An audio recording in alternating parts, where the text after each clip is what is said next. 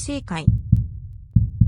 Rebirth of the Malicious Empress of Military Lineage, Chapter 148, Demanding a Kiss in the Winter Night. The tea was cold along with the snacks, but the handsome and proud youth was not even a little disgusted with this. Even it was just an appearance of eating normal food, it was as elegant and moving as a painting. Shen Miao slightly pulled the wick on the table lamp, and noticed that the clothes on Xi Jingxing's back were filled with coldness, as if he had just returned from outside, and said, "You had been here the whole time?" It could not be that Xi Jingxing was hanging from the tree in Shen Mansion all this time. Thinking that they were just casual words, Shen Miao did not truly believe that the Prince Ruai would have nothing to do all day. Xi Jingxing smiled without a care. "Was not it you that asked me to kill Princess Mingan?" Shen Miao was startled for a while and looked at Xi Jingxing before asking, "You killed her?" More than that, Shen Miao did not speak. She had in fact experienced Xi Jingxing's means and methods before. 2 years ago, when Xi Jingxing was still the little marquis of the residence of the Marquis of Linen,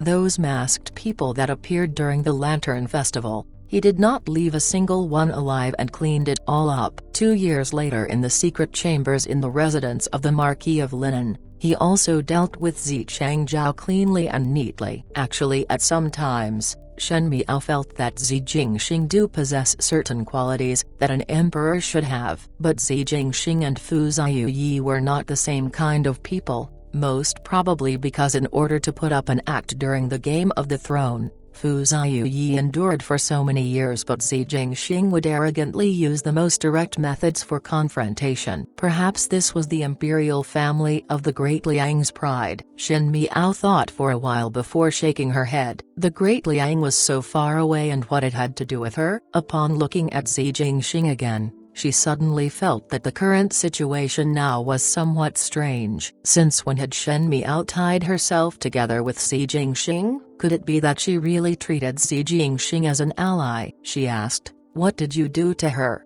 How would Xi Jingxing deal with Princess Mingan?" Shen Miao actually looked forward for it a little, and this had a little maliciousness in it. After staying deep in the inner palace for so long, Shen Miao had never seen a kind female who could not see blood at all. Moreover, with such a malicious person with vicious means like Princess Mingan, Shen Miao would not have the slightest sense of pity for her. Looking forward that much?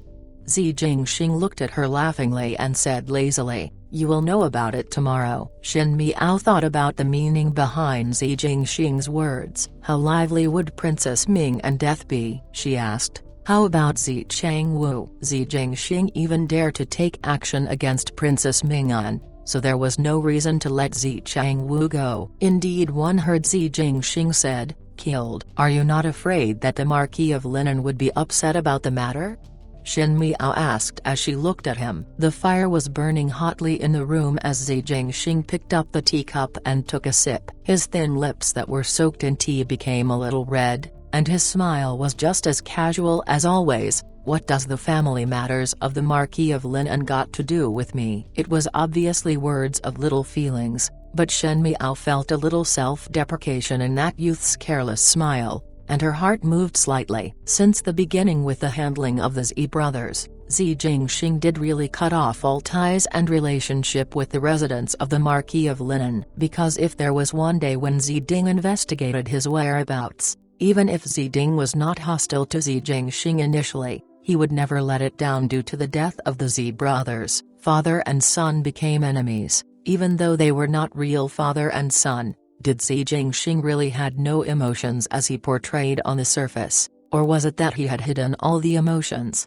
be it good or bad, under that pair of always smiling eyes? Everyone in this world would have secrets that one was unwilling to tell, and Shen Miao could never know about Xi Jingxing's thoughts. In this snowy and cold winter night, Xi Jingxing coming over to the tree at Shen Mansion to hang out, was it really just to give a plucked flower as a present, or was it like her, unable to sleep in this night, and borrowed the snowy winter to think about the unhappy thoughts to keep herself sober? In doing so, both of them did have some similarities. Suddenly Shen Miao felt that Xi Jingxing was somewhat pleasing to her eyes. When Xi Jingxing caught sight of her gaze, he was slightly stunned before he said immediately, What kind of look is that? Pity me? Shen Miao laughed. I cannot even take care of myself. What qualifications do I have to be sympathetic to others? Moreover, it is your Highness Prince Ruai who have the power to cover the heavens. Shen Miao spoke jokingly, but perhaps she did not realize that her words stirred the conversation away, and made Zi Jingxing's heart a little better. Zi Jingxing looked at her with a raised brow, and suddenly both of his hands were on the table as he got closer to Shen Miao and said with a smile, "You do not have to think yourself as such. The allies that follow me have the qualifications to be higher than others."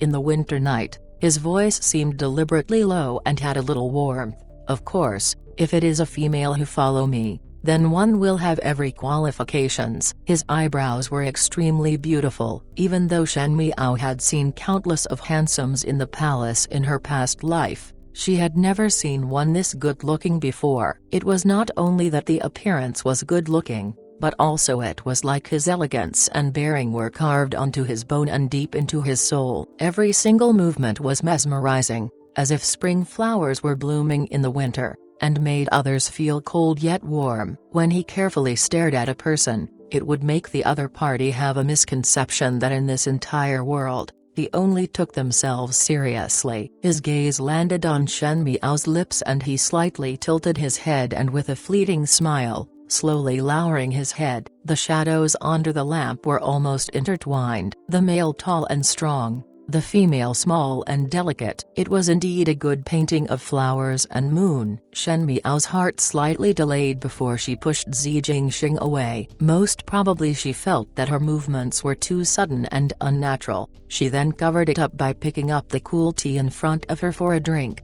but had forgotten that this tea had been drunk by Zi Jingxing before. She lightly coughed twice and turned her head without looking at the other party, but her face was slowly beginning to heat up. Zi Jingxing could not help but to be overwhelmed by Shen Miao's push and almost fell off. He landed on the chair, and then saw Shen Miao picking up the teacup in a fluster to drink. His displeased expression suddenly changed and he felt somewhat funny. He said lazily, "Oi." Shen Miao did not look at him, and lowered her head to look at the shadows on the floor. The smile in Zi Jingxing's eyes got deeper and he deliberately teased, "You still know how to be shy?" Shen Miao looked up suddenly and glared at him. However, even when such an angry look was being cast, most likely it was because of the slightly warm light in the room, that it made it appear soft and made it even more moving. Her brows and eyes were small and cute. They were not like the usual magnanimous and proper, but at this moment there was 3/10 of shyness and 7/10 of annoyance. Her fair face had a touch of redness like when one drank alcohol and was rather emotional. Suddenly it made one thought about the winter night 2 years ago, when she was wearing her middle clothes with long hair,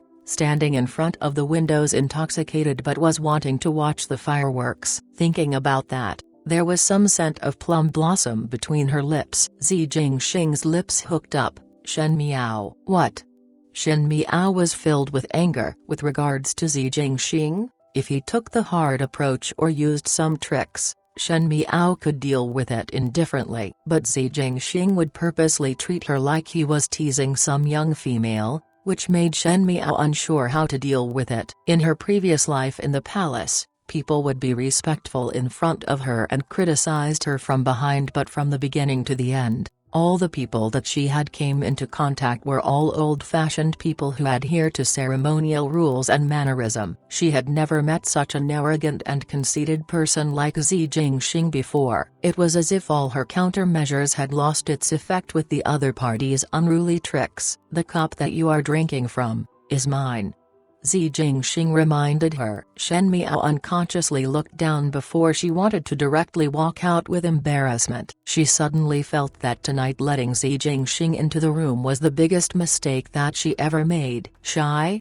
Zi Jingxing seemed to like her shy look and continued to get closer. "The skies are no longer early," Shen Miao said bluntly. "You are still not leaving?" Zi Jingxing did not speak and stared at her for a while. His gaze was sharp and deep that made ordinary people unable to bear it, but Shen Miao forcefully looked at him calmly. After a few moments, Zi Jingxing stood up. "Never mind. When you are this shy, I will not bother you."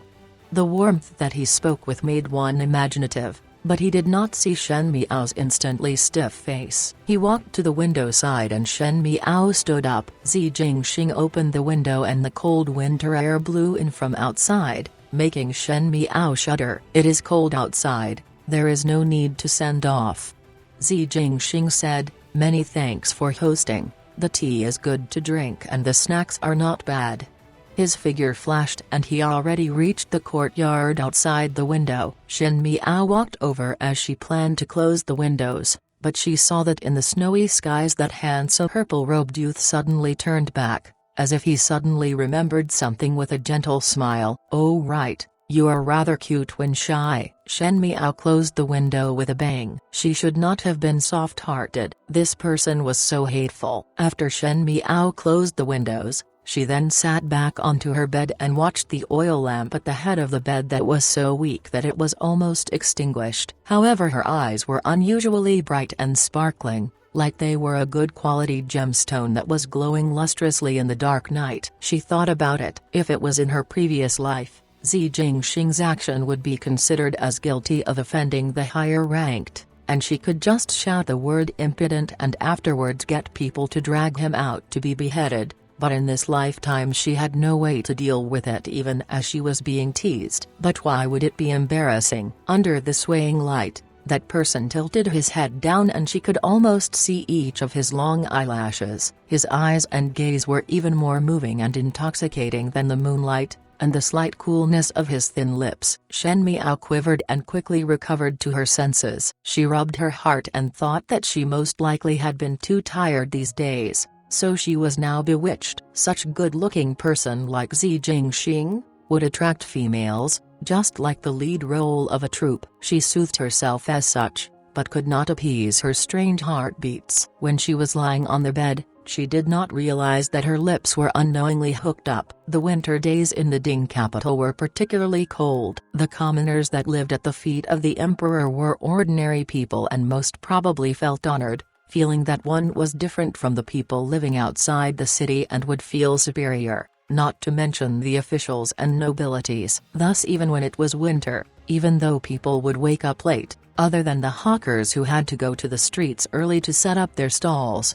normal people were more willing to stay longer at their residences for more warmth before going out. Snow fell down heavily for an entire night yesterday, and it was extremely cold outside. Fortunately the snow stopped early in the morning, thus everyone was still willing to go out. When it was later a little, there were gradually more people on the streets. After such an entire night of snow, the lake surface was already frozen into hard ice, that even the old people who often fished were unwilling to come over. It was not because of anything but because it would be very difficult to drill holes into such a hard ice, and would rather wait till tomorrow. Although there was a lack of older folks fishing, there was increased number of playful children. The surface of the lake was sparkling and children loved to wear hard-soled boots, and if they found a piece of wood, they would then chase each other around on the ice. Most of the children that were playing were all sons and daughters of the street hawkers. Their mothers would scold them as this would dirty their new clothes,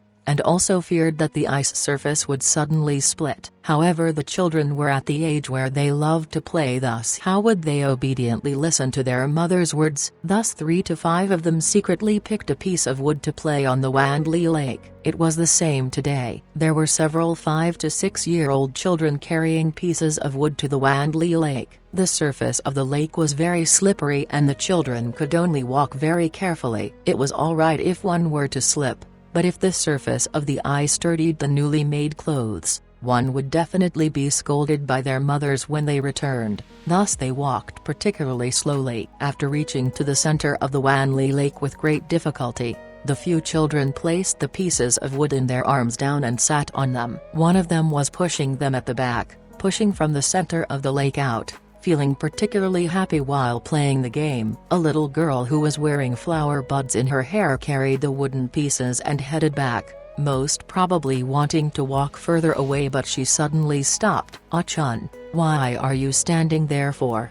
The older boy saw his younger sister standing there in a daze and could not help but ask. "Older brother, The girl by the name of Ah-chun pointed her finger in front. That ice sculpture is strange. There were exquisite restaurants in the south of the city, and naturally there would be some ordinary shops. Most of the owners of these shops had accumulated their wealth and could be considered as a little wealthy, but yet could not rent the shops similar to the large restaurants. But even so, because of the unique location of the south of the city, it was still quite lively at the shops in this area. Normally the shopkeepers or their wives would be busy with their own matters, and when they were not busy, they would always like to chat and drink tea. It was probably early today and there were not many customers. Several adjacent shopkeepers gathered around the storefront to chat. Just as they were talking about the weather that was getting colder day by day, they saw several children running over, and each one of them were panting breathlessly. These few children were the children of this group of shopkeepers and would usually play together. The female shopkeeper that sells rouge took a look and suddenly became angry.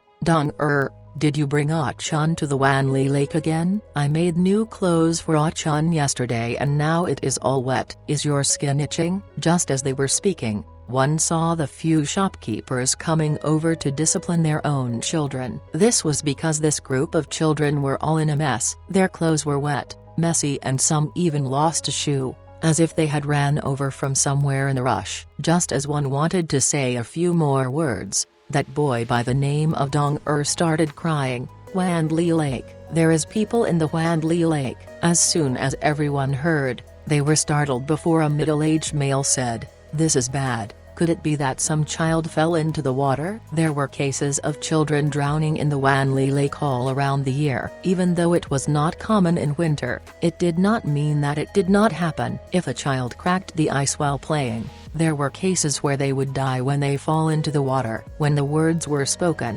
everyone's faces changed. The female shopkeeper who was selling rouge was one who was warm-hearted and quickly walked. "Why so still? Go and take a look first. We are all neighbors and would worry no matter whose child fell into the water. Go and look." As soon as everyone heard this, they all echoed the same sentiments and followed that female shopkeeper, and ran over to the surface of the Wanli Lake. When they reached the Wanli Lake, they were stunned. They only knew that other than the children who were playful and would often come here, the usually desolated river was already surrounded by a number of people, and most of the people actually went towards the center of the lake.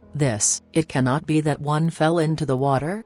the female shopkeeper murmured. If anything were to happen, some people would go forward to help and some people would watch the commotion, but there would not be so many people who would head to the center of the lake together, especially when among the people heading towards the middle of the lake, many of them were the rich and noble gentlemen. This was somewhat unusual. This was not saying that the rich were not good, but in this world, one would only swept the snow to others, and the rich would not care or manage the matters of the commoners. But currently, since when were there so many hospitable and friendly people in the Ding capital? At this moment there were some people that were heading to the middle of the Wanli Lake. Kailin was already so cold that he was shivering. Even though he was already wearing heavily and had a thick fur coat around him, the Wanli Lake had always been much colder than the ground by a lot. It was especially so as the ice under one's feet would drill the coldness from the sole up, thus making Kailin, a delicate and spoiled gentleman,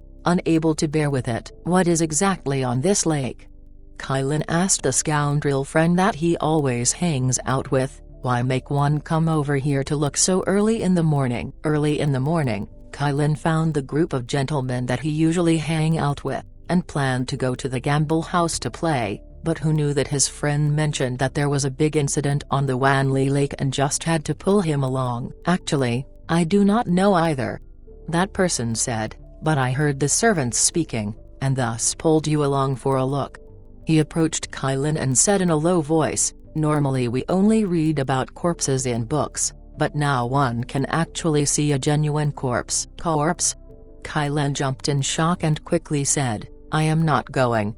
Even though he normally liked novelty things, but the excitement was only on his mouth as he was timid to his bones. Even though he had the title of a little overlord in the past, that was extinguished by Shen Miao 2 years ago during the academy exams, and now he was much more aware of his place. That friend did not listen to excuses. "Since we have walked till here, Then just take a look. Just a look. What are you afraid of? Kylin could not stand being incited by others and immediately said, "How am I afraid? I will now go and take a look with you. I want to see just what kind of thing it is for it to be met with such excitement from you." Both of them had already walked most of the way, and were currently very near to the center of the lake. When they reached the most central area, there were already many people surrounding it and pointing. The friend towed Kylin and pushed away the crowd and reached the front before pointing at the thing in the middle. "Quickly look, this is it." Kylin followed to look up. The winter days in the Ding capital are cold, and this was especially so recently. Whenever there is a bucket of water in the courtyard,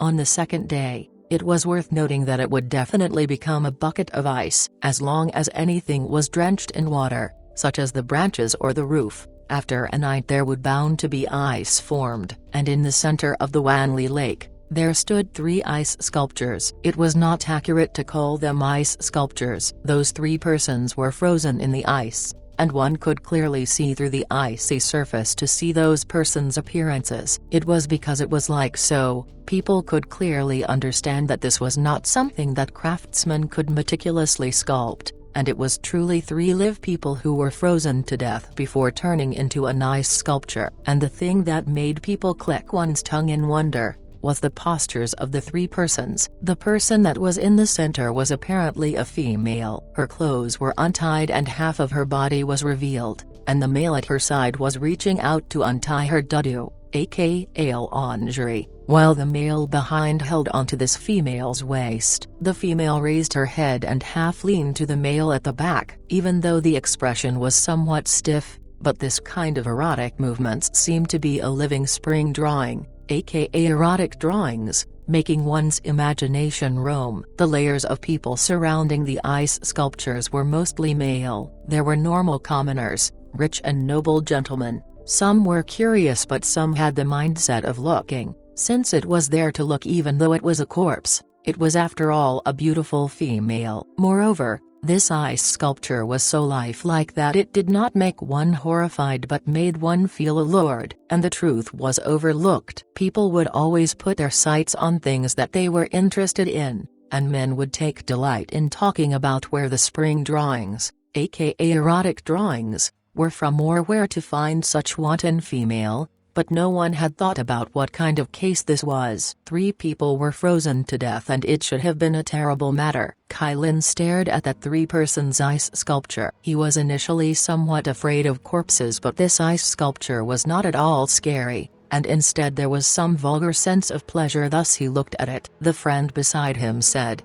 "This female is beautiful looking. Look, how would a normal family be able to raise such a beauty and to be this tempting too?" The words that were used were like one was providing a point-by-point commentary on a young lady who just arrived in a brothel. Kylin was parroting his friend's words and at the same time staring carefully at the female ice sculpture. Even though there was a thin layer of ice on the surface, one was able to vaguely see the facial features of the female. The facial features were delicate and beautiful and looked familiar. Looked familiar? Kylin asked. "I felt that this young lady is somewhat family." "Think about it. Is this one of the young ladies that we have seen in those restaurants?" His friend carefully looked and shook his head. "Not possible. I have been to all the pleasure houses in the Ding capital and seen all the young ladies, but I have not seen this person before." He then said casually, "The dudu, aka lingerie, that she wears is gold-gilded. Maybe she is some noble or official family or even from the palace." His words were unintentional remarks, but it stunned Kylin. From the palace? He looked up towards that female, and what appeared in front was the memory of a palace banquet, and a young female wearing a chiffon gold dress. That slightly sullen face merged with the current stiff face and it finally became a person. "Princess Ming'an." Kylin cried out involuntarily. "What?" The friend was startled. This friend was from a wealthy businessman family, and normally did not have the opportunity to encounter the nobility from the palace. Thus he did not understand what Kylin was talking about. However, Kylin's face changed in an instant. He finally understood why he thought that this female corpse was somewhat familiar. Previously during the Ming Chi's tribute banquet, because he paid close attention to Shen Miao and because he once competed with Shen Miao on archery before. He also noticed Princess Ming'an, who because the second him. At that time Kailin felt in his heart that Princess Ming'an was a fellow sufferer, and empathized with her. And the alluring postured female with the two men in the ice sculpture, if it was not Princess Ming'an then who is it? Even though Kailin's words were not parroted by his friends, but the surrounding people had sharp ears and they quickly asked him, "The Princess Ming'an that you mention, is it the Princess Ming'an that came from the Ken country?" "Really? The person inside is Princess Ming'an? How could a princess of a country be like this? It is fake." Speaking of that,